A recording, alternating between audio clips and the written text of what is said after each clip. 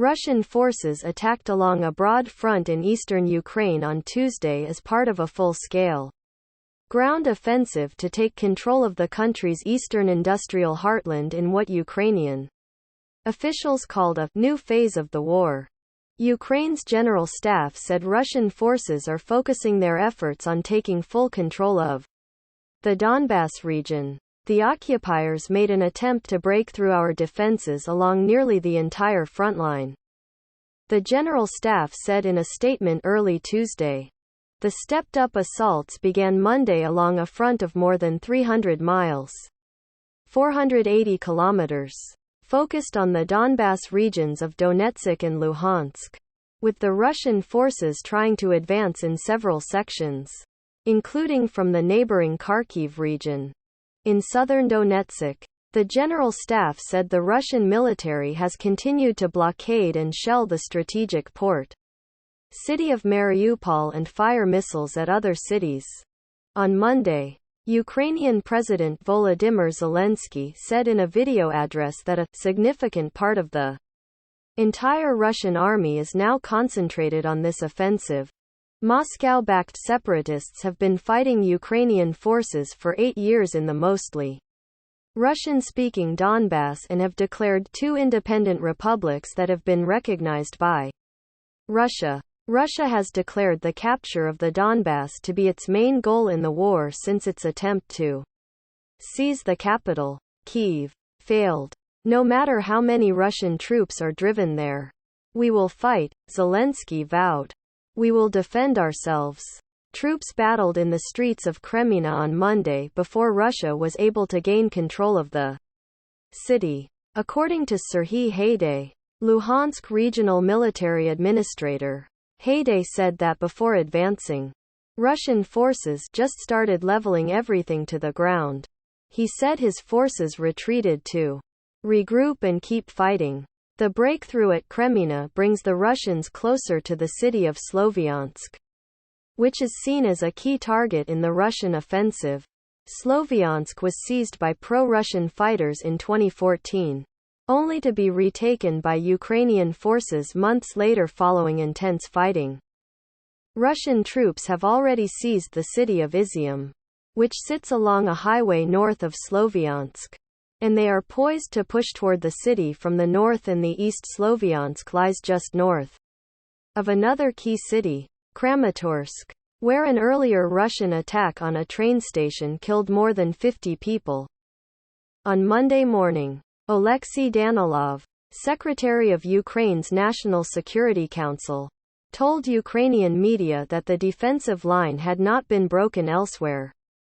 Fortunately, our military is holding out, Danilov said. In Mariupol, Denis Prokopenko, commander of the Azov Regiment of the Ukrainian National Guard, said in a video message that Russia had begun dropping bunker buster bombs on the Azovstal steel plant where the regiment was holding out. The sprawling plant contains a warren of tunnels where both fighters and civilians are sheltering.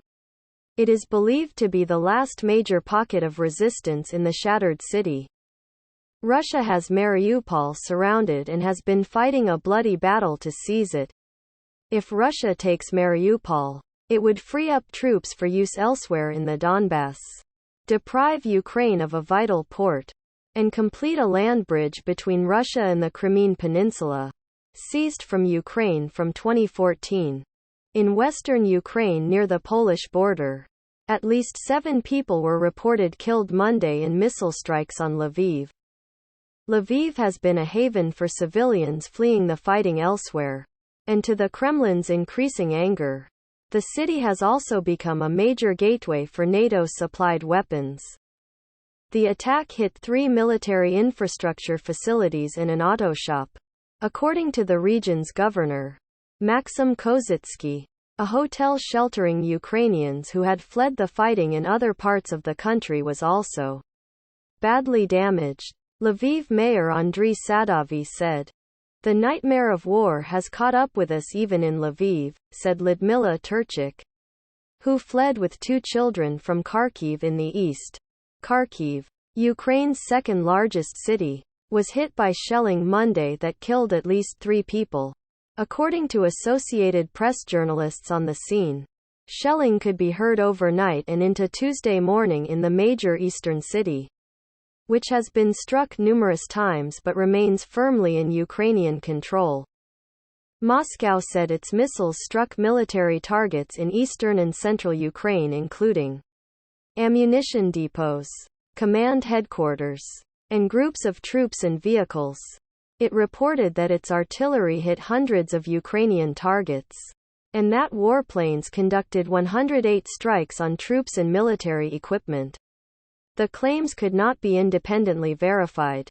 General Richard Dannett, a former head of the British Army, told Sky News that Russia was waging a softening up campaign ahead of the Donbass offensive. A senior U.S. defense official, speaking on condition of anonymity to discuss the Pentagon's assessments of the war, said there are now 76 Russian combat units, known as battalion tactical groups, in eastern and southern Ukraine, up from 65 last week. That could translate to around 50,000 to 60,000 troops, based on what the Pentagon said at the start of the war was the typical unit strength of 700 to 800 soldiers.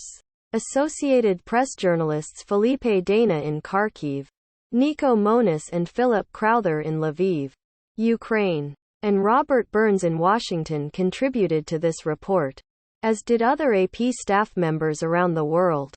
Follow the app's coverage of the war at https://apnews.com/hub/Russia-Ukraine. Thanks for listening to this important news update. Please subscribe to our channel to stay updated with the latest news.